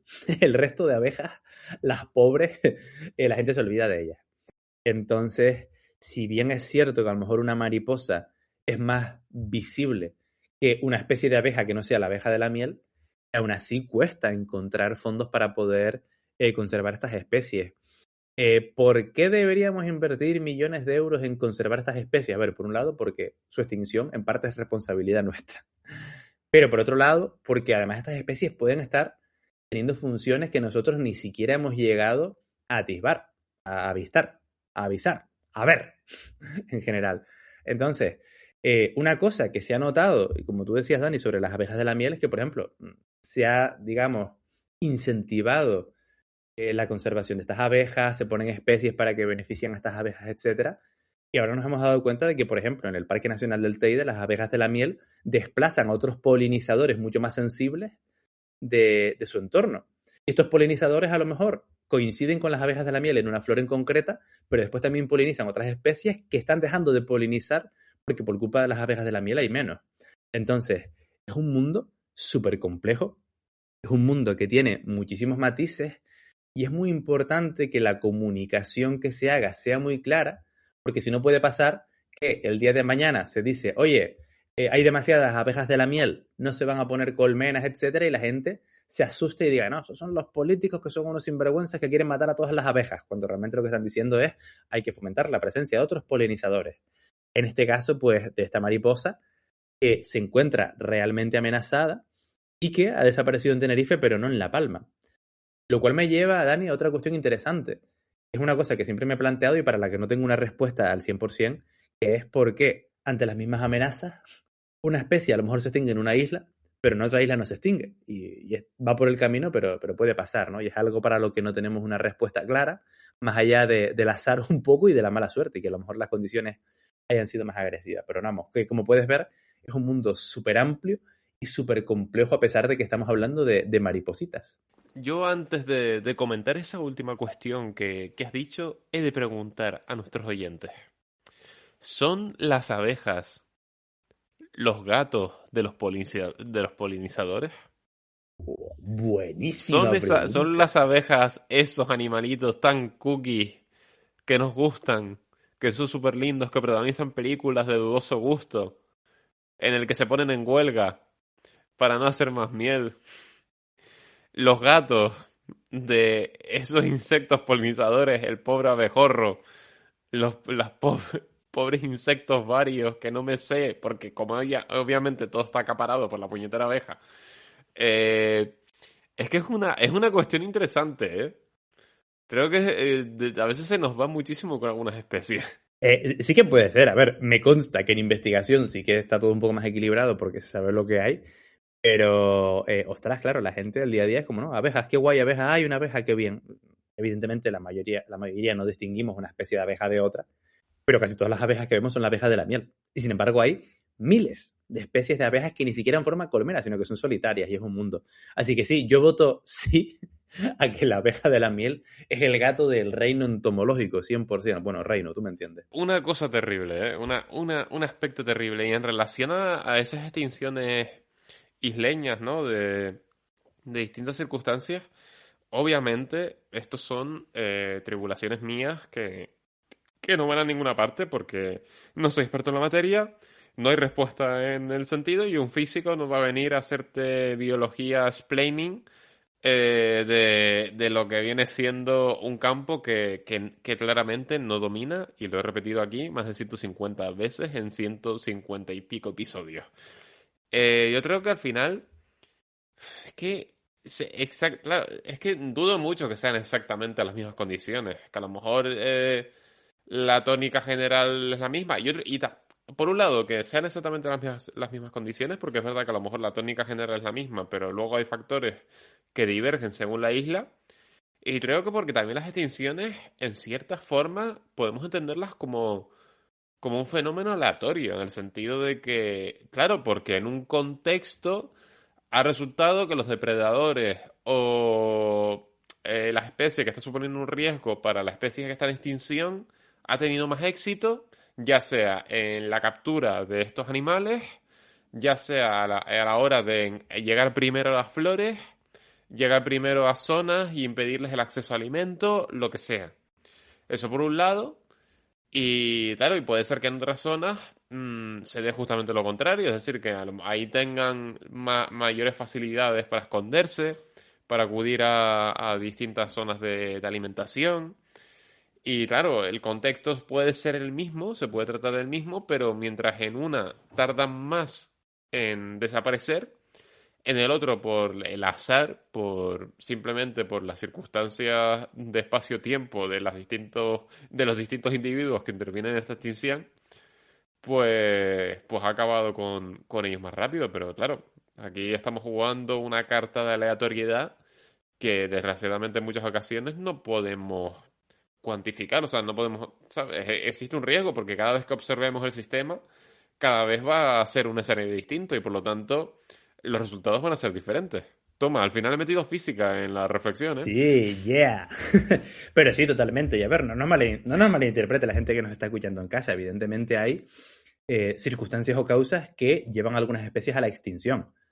Ahora, por ejemplo, a veces decimos, oye, que los gatos son una de las principales amenazas de tal especie y nos preguntan, ¿y por qué no se ha extinguido? Porque esto es un proceso. Esto no es que pase tampoco de la noche a la mañana. Y que además hay ciertas condiciones que a veces se combinan y pues lo que comenta Dani, ¿no? De fenómenos aleatorios o estocásticos que decimos como los flipados de la biogeografía que influyen en la desaparición de las especies. Por ejemplo, nosotros tenemos el caso en Canarias de al menos 2 especies de tortugas terrestres gigantes que se extinguieron antes de la llegada del ser humano por puro azar, por mala suerte, porque seguramente las pocas poblaciones que había les pilló una erupción por encima y ahí se quedaron. Entonces, son especies que a lo mejor estaban más o menos bien adaptadas al medio, pero que estas erupciones fueron pues, tan igual, se desmoronó la colina sobre donde después ellas estaban nidificando, o especies de plantas que justamente sale un volcán donde solo existía en ese barranco y el volcán le pasa por encima y desaparece para siempre. Esos fenómenos existen, pero teniendo en cuenta de que hay ciertas causas que, digamos, iba a decir triggerean, madre mía, el Spanglish, que activan o que influyen en la extinción de las especies. Y una cosa que sí está demostrada es que allá donde va el ser humano, ese ratio de extinciones aumenta, sean aleatorias o impulsadas, seguramente siempre por fenómenos complejos que se combinan entre ellos y que todo va sumando poco a poco para que estas especies finalmente se extingan. Pues me parece una reflexión súper interesante para terminar este programa, esta tertulia que ha sido un poco más breve de lo habitual, pero que teniendo en cuenta que hemos sido 2 personas, con una tercera temporal, creo que no está nada mal. No sé, Víctor, yo creo que ha sido muy biológica para mi gusto. O sea, a ver, no, obviamente, a ver, me gusta, ha estado muy interesante, pero es verdad que se me ha hecho rarísimo porque de repente las 3 noticias han cuadrado que son de biología, que son de cosas relacionadas con su mundillo, y me he sabido defender bastante bien. Creo que he hecho un papel apto. Sí, tengo que decir que sí, y además te iba a decir, bueno, pues tenemos que hacer ahora una tertulia temática orientada a la física u otras disciplinas que nosotros nos manejamos en el que tú estés más cómodo, a ver cómo nos desempeñamos nosotros, pero yo creo que a lo mejor Rafa un poco mejor, pero Adri y yo nos va a costar un poco más seguirte el ritmo si hablamos de física a cualquier nivel, pero creo que puede ser interesante. Y todo lo relacionado, que creo que lo hablamos en su momento con Adrián García, el físico barbudo, de los sistemas complejos, creo que es un punto de encuentro bastante interesante entre la física y la biología, así que también por ahí podríamos tener una tertulia o un programa interesante. No, sin duda hay muchas cosas de las que podemos hablar. De hecho, ya adelanto a los oyentes que el próximo programa probablemente irá de un campo en el que yo me muevo bastante más cómodo y que nunca hemos tratado aquí en Palique, o sea que creo que puede ser una charlita muy enriquecedora.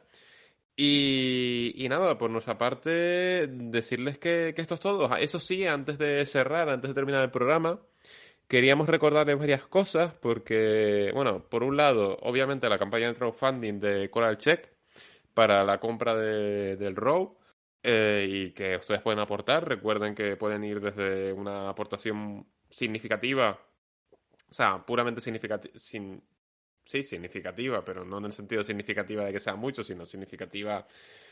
No me sale la palabra, Dios mío. Simbólica, Simbólica, claro. Eso, no significativa. Dios mío, es que digo, no me suena. Bueno, desde una aportación simbólica a una aportación significativa. O sea, que lo tienen ahí para aportar. Recuerde que pueden encontrar el enlace en la descripción de este vídeo. Otra cosita que no se me olvide es que mañana, si están escuchando este episodio el lunes 6 de abril, según se publica, pues mañana va a tener en el bar Sócrates, en la calle Elías Serra Rafols, en La Laguna, el cuarto Tagor de Palique. Quiero decirlo, quiero compartirlo, espero que no venga otra puñetera borrasca, por favor. Pero van a tenerlo ahí. Recuerden que se va a hablar de sociología, que se va a hablar de psicología, de geología, de biología marina, de sociología, perdón, de antropología y también de historia. Un montón de temas. Y que tienen también hasta el día 10 de abril para presentar su propuesta de charla para la 5ª edición. ¿Vale? Que está a puntito ya de cerrar el periodo de inscripción y para la 5ª edición que tendrá lugar el 28 de abril, porque en abril es mes de romería, es mes de libro y por supuesto mes de Tagoror con 2 ediciones. No se lo pierdan, estén atentos, disfruten. Y también que vamos a moderar, que Palique Divulgativo va a moderar la mesa redonda del 18º Congreso de Estudiantes de Física de la Universidad de La Laguna, donde charlaremos de interdisciplinariedad, de salidas laborales, de miedos, dudas e incertidumbres y de un montón de cosas que esperamos puedan disfrutar.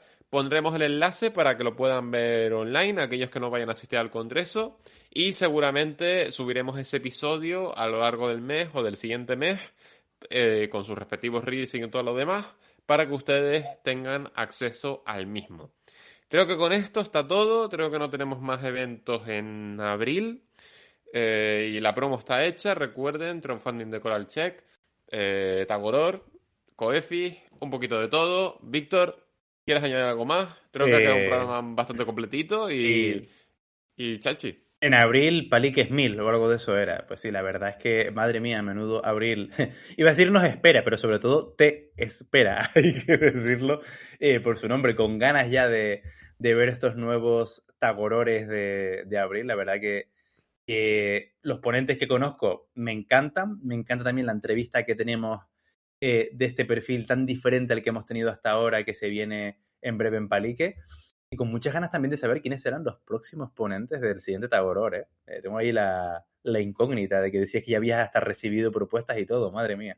No para. Sí, yo ya puedo decir que tengo a gente no tanteada, pero sí que pensada. A medida que me van llegando propuestas, yo voy configurando plantillas en mi cabeza y son plantillas de jugadores muy, muy chulos. O sea, que creo que les puede gustar y que nadie se va a quedar sin un tema que no le mole, aunque sea un fisquito.